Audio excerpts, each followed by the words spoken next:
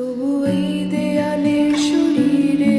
যত ছেঁড়া রং ধুয়ে যাওয়া মানুষ, পেশাদার প্রতিহিংসা তোমার চেতনার যত উদ্ভাসিত আলো রং আকাশের মতো না কোষা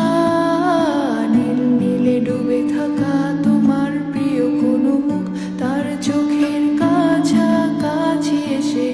কেন পথ ভেঙে দুটো মানচিত্র এঁকে দুটো দেশের মাঝে